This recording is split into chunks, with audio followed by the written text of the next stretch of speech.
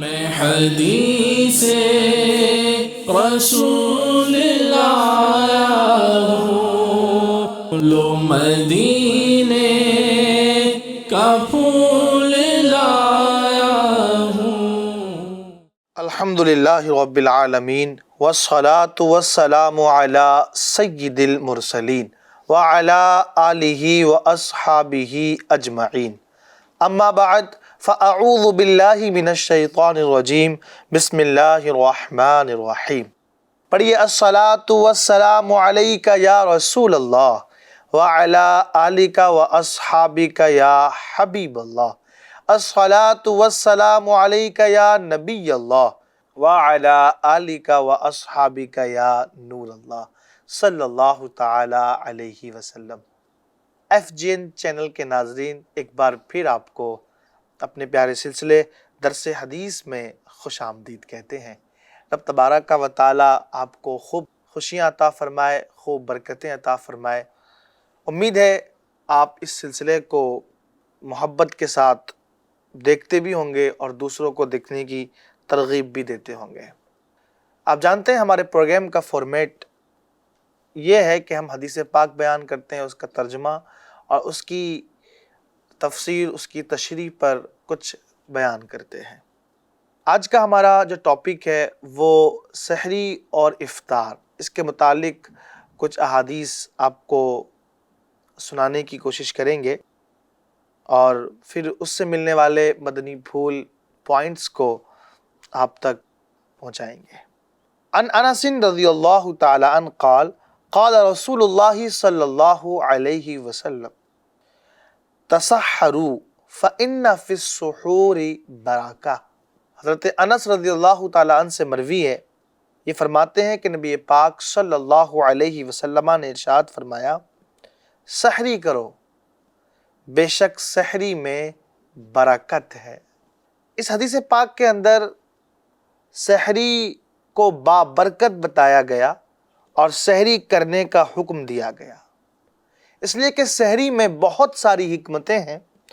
ان میں سے ایک حکمت یہ ہے کہ روزہ رکھنے پر قوت حاصل ہوتی ہے۔ علامہ ابن منذر یہ کہتے ہیں کہ تمام علماء کا اس بات پر اتفاق ہے کہ سحری کرنا مستحب ہے اور اس کے چھوڑنے والے پر کوئی گناہ نہیں۔ حضرت ابن عباس سے مروی ہے کہ نبی کریم صلی اللہ علیہ وسلم نے ارشاد فرمایا، سحری کھا کر روزے پر اور قیلولہ کر کے رات کے قیام پر مدد حاصل کرو۔ حضرت علامہ مفتی احمد یار خان نعیمی فرماتے ہیں کہ اس حدیث میں جو حکم آیا نا، تسحروا، سحری کرو، فإن فی السحور برکہ، اس لیے کہ سحری میں برکت ہے، یہ جو حکم ہے فرماتے ہیں یہ حکم استحبابی ہے، یعنی اس سے وجوب ثابت نہیں ہوتا، سحری رکھنا واجب ہو جائے ایسا نہیں ہے، بلکہ یہ حکم استحبابی ہے، سحری مستحب ہے، واجب یا فرض نہیں۔ اب یہ سحری کو سحری کیوں کہتے ہیں، اس کی وجہ کیا ہے، آئیے سنتے ہیں۔ صبح سے پہلے کے وقت کو سحر کہا جاتا ہے اور اس وقت کھانے یا پینے کو سحری کہا جاتا ہے۔ اس کا مطلب یہ ہوا کہ رات کے آخری حصے کی غذا، اس کو سحری کہا جاتا ہے۔ سحری کا وقت کب شروع ہوتا ہے، آئیے یہ بھی جانتے ہیں۔ سحری کا وقت آدھی رات سے شروع ہو جاتا ہے، مگر سنت یہ ہے کہ رات کے آخری یعنی چھٹے حصے میں کھائی جائے۔ اب سحری کھانا مبارک ہے اور اس کھانے کے استعمال میں برکت ہے، کیونکہ یہ سنت ہے اور سنت میں برکت ہوتی ہے۔ آئیے دوسری حدیث پاک اسی کے متعلق سنتے ہیں۔ آپ نے ابھی سنا کہ سحری کا وقت یہ آدھی رات سے شروع ہو جاتا ہے، لیکن سحری کھانا کب مستحب ہے؟ میں نے عرض کیا تھا کہ رات کے آخری چھٹے حصے میں سحری کھانا مستحب ہے۔ حضرت سیدنا زید بن ثابت رضی اللہ تعالیٰ عنہ سے مروی، آپ فرماتے ہیں کہ ہم نے حضور صلی اللہ علیہ وسلم کے ساتھ سحری کی، پھر ہم نماز کے لیے کھڑے ہو گئے۔ پوچھا گیا کہ نماز اور سحری کے درمیان کتنا وقفہ تھا، تو فرمایا قدر 50 آیہ، 50 آیات پڑھنے کا وقفہ تھا۔ اس کا مطلب یہ ہے کہ نبی کریم صلی اللہ تعالیٰ علیہ وآلہ وسلم نے جو سحری فرمائی وہ رات کے آخری حصے میں کی، سحری کو آپ نے مؤخر کیا، تبھی تو سحری اور نماز کے درمیان تقریباً 50 آیات پڑھنے کا وقفہ رہا۔ تو یہ حدیث پاک سحری کو تاخیر سے کرنے پر ابھارتی ہے، اور علامہ محلب رحمۃ اللہ تعالیٰ علیہ فرماتے ہیں کہ یہ حدیث تاخیر سے سحری کرنے پر دلالت کرتی ہے تاکہ روزہ رکھنے پر قوت حاصل ہو سکے۔ سحری میں تاخیر مستحب ہے، کتنی تاخیر مستحب ہے اس کے حوالے سے حضرت علامہ مفتی احمد یار خان نعیمی رحمۃ اللہ تعالیٰ علیہ فرماتے ہیں کہ اس سے مراد رات کا چھٹا حصہ ہے۔ اب رات کا چھٹا حصہ کیسے معلوم ہو، اس تعلق سے بھی آئیے جان لیتے ہیں۔ رات کا چھٹا حصہ معلوم کرنے کے لیے جاننا ضروری ہے کہ رات کسے کہا جاتا ہے، رات کیا ہے۔ غروب آفتاب سے لے کر کے صبح صادق تک کا جو وقت ہے یہ پورا وقت رات کہلاتا ہے۔ اب کسی دن آپ فرض کریں فار ایگزامپل 7 بجے شام کو سورج غروب ہوا اور 4 بجے صبح صادق ہو رہی ہے، تو شام کو 7 بجے سورج سن سیٹ ہو رہا ہے اور 4 بجے صبح صادق ہو رہی ہے۔ تو اس طرح آپ اگر غور کریں گے تو یہ بیچ کا جو ڈیوریشن ہوگا یہ تقریباً 9 گھنٹے بنے گا۔ تو گویا کہ ایسی صورت میں 9 گھنٹے کی یہ رات کہلائے گی۔ اب اس 9 گھنٹے کو جب رات آپ کو معلوم ہو گئی کہ آج جو رات ہے یہ 9 گھنٹے کی ہے، تو اس 9 گھنٹے کو آپ نے 6 حصوں میں ڈیوائیڈ کر دینا ہے۔ جب آپ 6 حصوں میں ڈیوائیڈ کریں گے تو ہر حصہ 1.5 یعنی اپروکس 1.5 گھنٹے کا بنے گا۔ اب رات کا آخری 1.5 گھنٹہ جو ہوگا وہ 2:30 بجے سے 4 بجے تک کا ہوگا۔ تو گویا کہ 2:30 بجے سے 4 بجے سے پہلے تک سحری کرنا یہ سحری کا مستحب وقت کہلائے گا۔ اب سحری اور افطار کا وقت عام طور سے روزانہ بدلتا رہتا ہے، تبدیل ہوتا رہتا ہے۔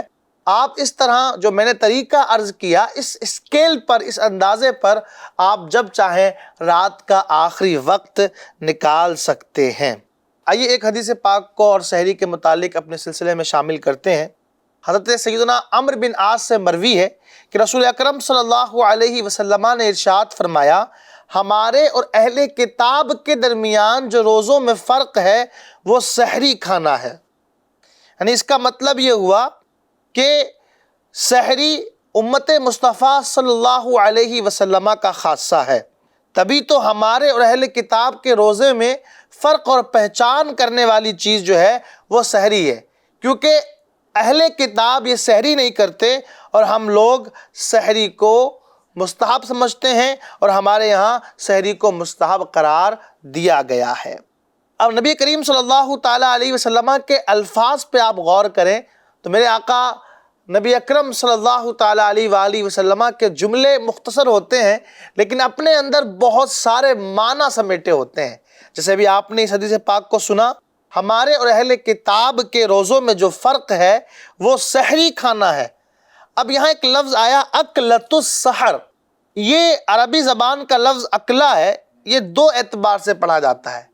ایک الف کے پیش اور کاف کے جزم، اکلا، اس انداز سے، اور اس کا معنی ہوتا ہے لقمہ یا نوالا، اور ایک الف کے زبر اور کاف کے جزم کے ساتھ اکلا پڑھا جاتا ہے، اس کا معنی ہوتا ہے کھانا کھانا، سحری کے نوالے یا سحری کھانا، یہ اس سے یہاں مراد ہوگا۔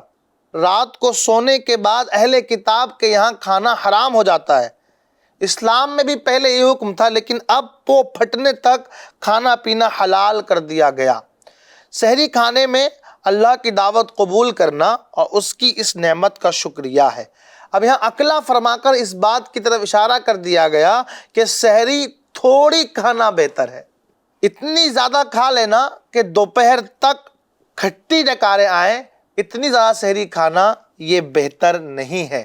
اس لیے یہاں لفظ اکلا استعمال کیا گیا تاکہ دونوں معنی یہاں مراد لیے جا سکیں۔ تو ہمارے اور اہل کتاب کے روزوں کے درمیان جو فرق کرنے والی چیز ہے وہ ہے سحری کھانا۔ اہل کتاب سحری نہیں کھاتے اور ہمارے یہاں سحری کھانا مستحب ہے۔ آئیے اپنے سلسلے میں اب افطار کے حوالے سے کچھ احادیث پاک شامل کرتے ہیں۔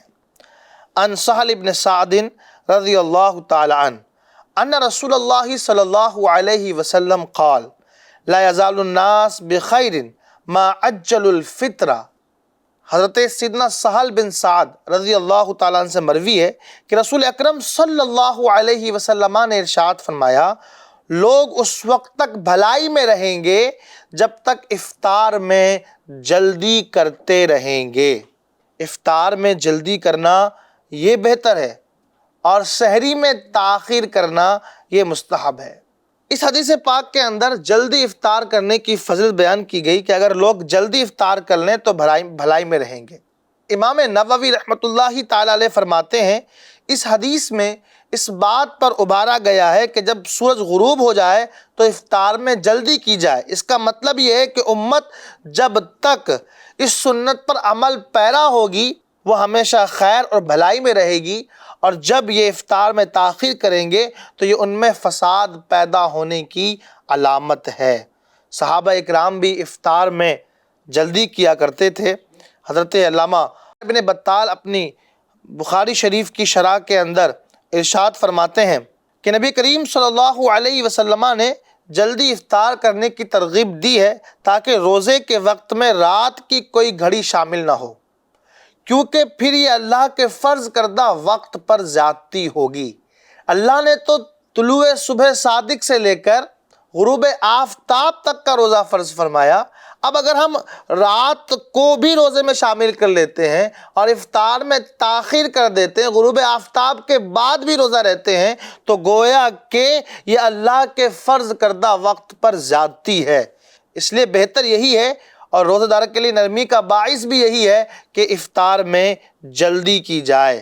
حضرت عمرو بن میمون رحمۃ اللہ تعالی علیہ فرماتے ہیں کہ صحابہ اکرام افطار میں جلدی اور سحری میں تاخیر کیا کرتے تھے۔ اب افطار میں جلدی کس طرح کی جائے اس کے حوالے سے مزید وضاحت پیش کرتا ہوں۔ افطار میں جلدی کرنے کی دو صورتیں ہیں۔ نمبر ایک یہ کہ افطار نماز مغرب سے پہلے کیا جائے۔ نماز پڑھ لینا بعد میں افطار کرنا یہ اس حدیث کے خلاف ہے، تو نماز مغرب سے پہلے افطار کیا جائے۔ دوسرا یہ کہ آفتاب ڈوبنے کا یقین ہو جانے پر افطار کر لیا جائے، پھر دیر نہ لگائی جائے۔ خیال رہے کہ افطار کے وقت بھی تین ہیں، ایک وقت مستحب، ایک وقت مباح اور ایک وقت مکروہ۔ وقت مستحب تو یہ جو ابھی عرض کیا گیا کہ سورج کا آخری کنارہ چھپتے ہی روزہ افطار کیا جائے۔ وقت مباح یہ ہے تارے گھتنے سے کچھ پہلے تک دیر لگانا، اور تارے گتھ جانے پر افطار کرنا یہ مکروہ ہے، اور تارے گتھنے سے کچھ پہلے تک یہ وقت مباح ہے۔ اس کراہت کی وجہ یہ ہے کہ اس وقت یہودی روزہ افطار کرتے ہیں، اس میں ان سے مشابہت ہے، اور جلدی افطار کرنے میں اپنے عجز بندگی کا اظہار بھی ہے، اور اللہ پاک کی دی ہوئی اجازت کا جلدی قبول کرنا بھی ہے۔ آئیے ایک حدیث پاک اور افطار کے حوالے سے سنتے ہیں۔ نبی کریم صلی اللہ تعالیٰ علیہ وآلہ وسلم کا افطار کا انداز کیا ہوتا تھا، سنتے ہیں۔ حضرت سیدنا ابو عطیہ رضی اللہ تعالیٰ عنہ فرماتے ہیں کہ میں اور حضرت مسروق یہ حضرت عائشہ صدیقہ رضی اللہ تعالیٰ عنہا کے پاس پہنچے تو حضرت مسروق نے حضرت عائشہ سے سوال کیا، حضرت عائشہ سے عرض کیا، پیارے آقا صلی اللہ تعالیٰ علیہ وآلہ وسلم کے دو صحابہ، وہ دو صحابی ہیں کہ جو بھلائی کے کاموں میں کمی نہیں کرتے ہیں، ان میں سے ایک مغرب کی نماز اور افطار میں جلدی کرتے تھے اور دوسرے مغرب کی نماز اور افطار میں تاخیر کرتے تھے۔ تو حضرت عائشہ نے سوال کیا، پوچھا کہ مغرب کی نماز اور افطار میں کون جلدی کرتا ہے؟ تو حضرت عائشہ رضی اللہ تعالیٰ عنہ کے اس سوال کے جواب میں کہا گیا عبداللہ ابن مسعود۔ تو امی جان حضرت عائشہ صدیقہ رضی اللہ تعالیٰ عنہ فرماتی ہیں کہ نبی کریم صلی اللہ علیہ وسلم کا بھی یہی طریقہ تھا کہ آپ بھی افطار میں اور مغرب کی نماز میں جلدی کیا کرتے تھے۔ اس حدیث پاک سے پتہ چلا کہ افطار میں تاخیر کرنا سنت نہیں بلکہ جلدی کرنا سنت ہے، جیسا کہ ام المؤمنین حضرت سیدتنا عائشہ صدیقہ رضی اللہ تعالی عنہ نے بتایا کہ نبی کریم رؤوف الرحیم صلی اللہ علیہ وسلم کا یہی طریقہ تھا کہ آپ افطار اور نماز مغرب میں جلدی کیا کرتے تھے۔ تو اس میں دو صحابی کا تذکرہ ہے، ایک تو جلدی کرتے تھے، ایک تاخیر کرتے تھے۔ تو جلدی کرتے تھے وہ حضرت عبداللہ بن مسعود تھے، اور جو کچھ تاخیر کرتے تھے وہ حضرت ابو موسیٰ اشعری رضی اللہ تعالی عنہ ہیں۔ اب یہ اصل میں پوری جو حدیث پاک بیان کی گئی اس کا ایک پس منظر ہے، وہ یہ ہے کہ حضرت ابو عطیہ اور مسروق یہ دونوں حضرات جلیل القدر تابعی ہیں۔ ان میں نماز مغرب اور افطار روزہ میں اختلاف ہوا۔ فیصلے کے لیے یہ ام المؤمنین حضرت عائشہ صدیقہ کے پاس حاضر ہوئے۔ اسے یہ بھی معلوم ہوا کہ ام المؤمنین حضرت عائشہ صدیقہ رضی اللہ تعالیٰ عنہ بہت بڑی فقیہ اور عالمہ تھی، تبھی تو جب ان دونوں بزرگوں میں حضرت ابو عطیہ رضی اللہ تعالیٰ عنہ اور حضرت مسروق رضی اللہ تعالیٰ عنہ ان کے درمیان اختلاف ہوا، تو اب یہ لوگ اپنے اس اختلاف کو دور کرنے کے لیے، فیصلہ کرانے کے لیے کہاں پہنچے؟ ام المؤمنین حضرت عائشہ طیبہ صدیقہ رضی اللہ تعالیٰ عنہ کے پاس، کیونکہ آپ بہت بڑی فقیہ ہیں، عالمہ ہیں۔ تو آپ نماز سے مراد نماز مغرب ہے، اور جلدی سے بہت ہی جلدی آفتاب کا کنارہ چھپتے ہی بالکل متصل، اور دیر سے مراد ہے چند منٹ کا احتیاطاً دیر لگانا، نہ کہ تارے گتھ جانے تک کی تاخیر۔ اب اس میں دونوں میں سے کسی بزرگ پر بھی اعتراض نہیں، جو جلدی کرتے تھے وہ بھی درست اور جو دیر سے کرتے تھے وہ بھی درست، ان میں سے کسی بزرگ پر بھی اعتراض نہیں، ایک صاحب عزیمت ہیں اور ایک رخصت پر عامل ہیں۔ حضرت ام المؤمنین نے جناب عبداللہ کے عمل کو سنت مستحبہ کے موافق بتایا اور قدر تاخیر کو مستحب قرار دیا۔ اس سے معلوم ہوا کہ جناب ام المؤمنین حضرت عائشہ صدیقہ رضی اللہ تعالیٰ عنہ یہ نبی کریم صلی اللہ تعالیٰ علیہ وآلہ وسلم کے مزاج کو جانتی ہیں۔ اب امید ہے کہ جب یہ خبر حضرت ابو موسیٰ اشعری کو پہنچی ہوگی کہ حضرت عائشہ صدیقہ رضی اللہ تعالیٰ عنہ نے حضرت عبداللہ ابن مسعود رضی اللہ تعالیٰ عنہ کے عمل کو سنت مستحبہ کے موافق قرار دیا ہے، تو یہی امید ہے کہ انہوں نے اپنے عمل میں تبدیلی کر لی ہوگی، اس لیے کہ صحابہ سے یہ توقع ہو سکتی ہی نہیں کہ حضور انور صلی اللہ علیہ وسلم کے عمل سے واقف ہو کر اس کے خلاف کام کریں۔ رب تبارک و تعالی ہم سب کو حدیث پاک پر عمل کرنے کی توفیق عطا فرمائے، اور انشاءاللہ مزید اگلے ایپیسوڈ میں کچھ اور حدیث پاک آپ کو سنانے کی سعادت حاصل کریں گے۔ اللہ پاک ہم سب کو احادیث سننے اور اس کو دوسروں تک پہنچانے کی توفیق عطا فرمائے۔ صلو علی الحبیب صلی اللہ تعالی علی محمد صلی اللہ علیہ وسلم۔ میں حدیث رسول لایا ہوں، لو مدینے کا پھول